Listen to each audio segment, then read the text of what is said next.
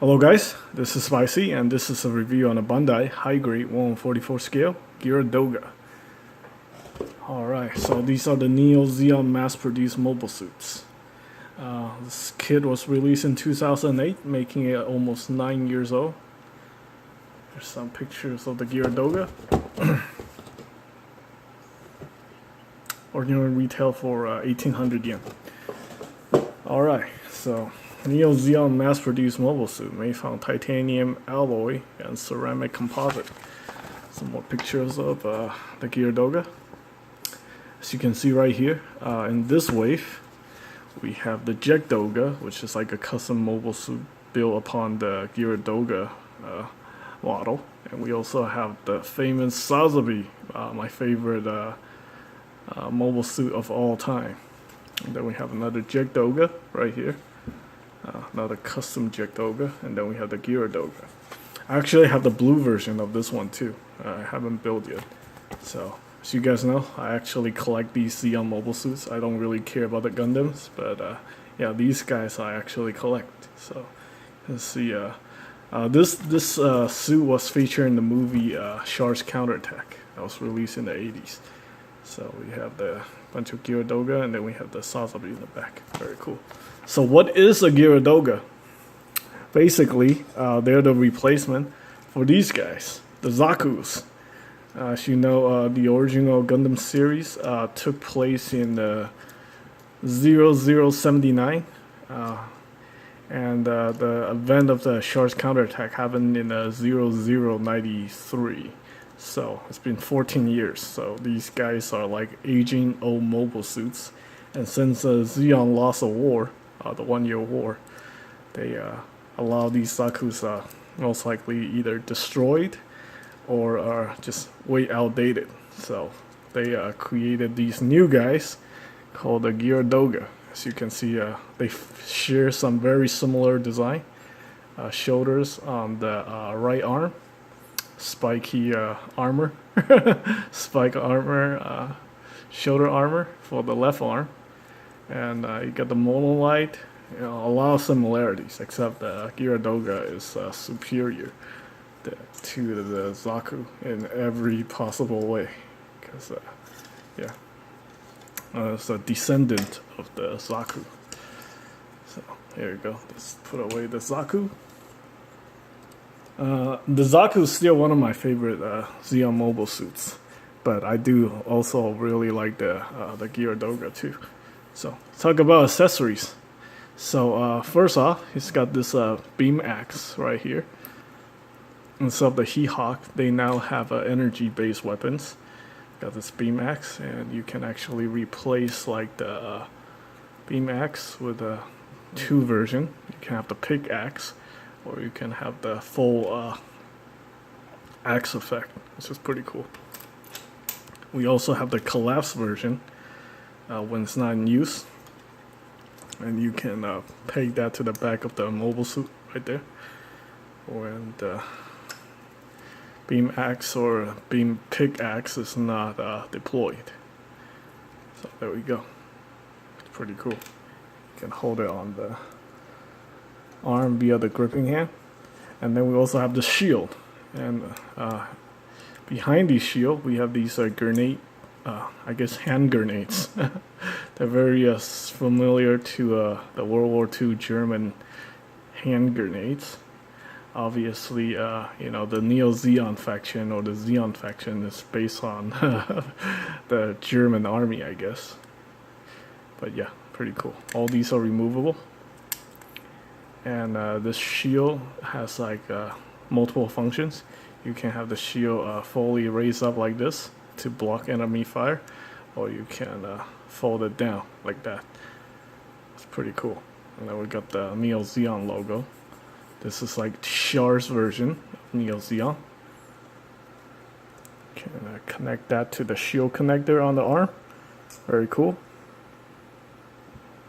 And then you can also change it up a little bit. Got this very nice shield connector. You can flip it around, connect it this way. It makes it look more like it's actually blocking something. That's pretty cool. All right, so next up we got this beam rifle right here. Got the, I guess like some sort of a grenade launcher on the bottom. I had to paint the front of the beam rifle. And we got the magazine, which is well, it's permanently attached, but you can actually remove it if you want. And then we got the handle right here, so if you want to use two-hand operation. And we also have a adjustable stock, which is really cool. You can pull out the stock right there, so you can shoulder it on the mobile suit. And we also got a trigger finger. Let's go ahead and do that.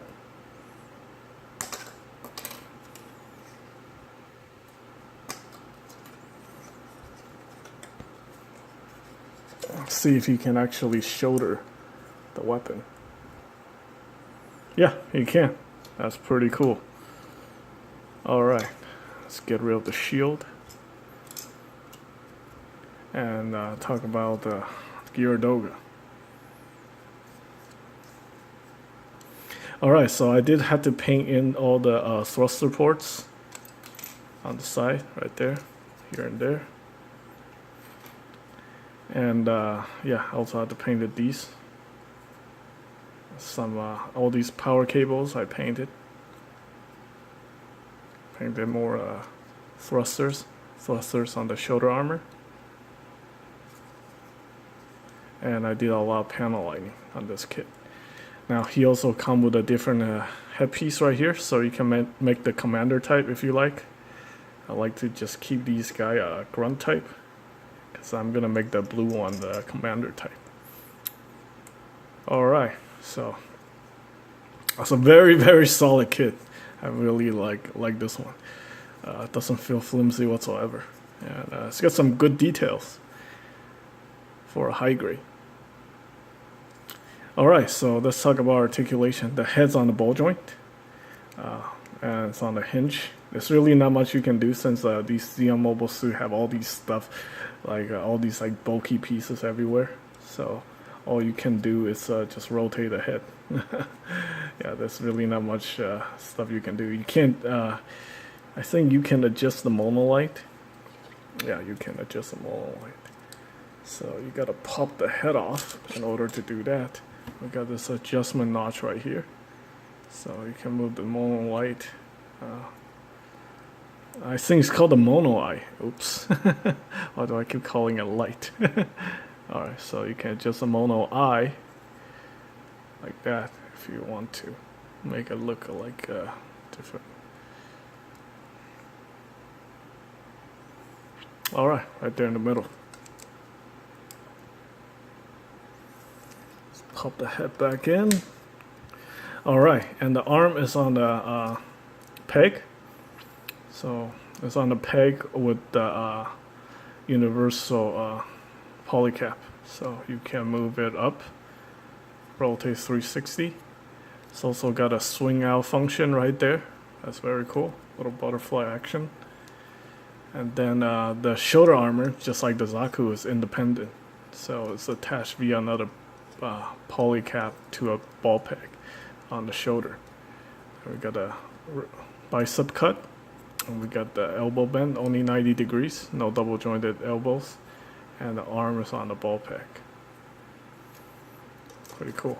And unlike the Zaku, you can actually articulate the waist, because the power cable just goes all the way around to the back. It doesn't attach to the backpack like the Zaku does, so you get better articulation. You can also move the torso up and down like that via a polycap, so you can kind of look up like that when it's flying. Very nice. I can lift up the front skirt independently. Very nice. And since these are older kits, we don't have the thigh cut. We just have the ball peg to the polycap. Yeah, but you can move this centerpiece right there, so you can rotate it a little bit. Can move the side skirts up a little bit, and yeah, can move this up, move this back, up, and then we have the leg armor right there. Got What is going on with this one? I think I didn't put in the leg armor properly. Anyway, here we go. We can got a little bend right here. What is going on with this leg?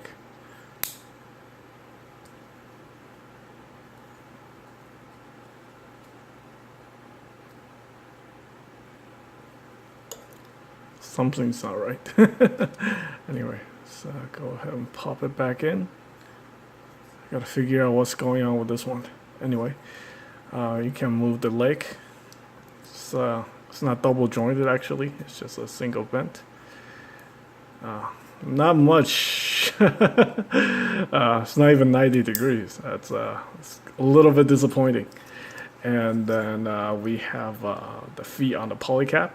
On the swing out, it's on the polycap attached to a ball peg and attached to a round polycap, so you can move it front and back. A little ankle rocker action. Don't know what's going on with this feet, this knee joint. Might have to disassemble and see what's happening. Anyway, that's pretty much it. It's a really nice kit, but you know, it's actually not for everybody. If you're a big Neo Zeon fan or a Zeon fan like myself, you will learn to appreciate these Zeon suits. But for everybody else, I don't know. I would recommend getting it if you like the look and if you're a fan of the Universal Sentry. Other than that, it's a pretty solid kit, just for you know, Zeon fans or someone who can appreciate the look of these Zeon mobile suits. That's pretty much it. I hope you guys find this information helpful, and as always, thanks for watching.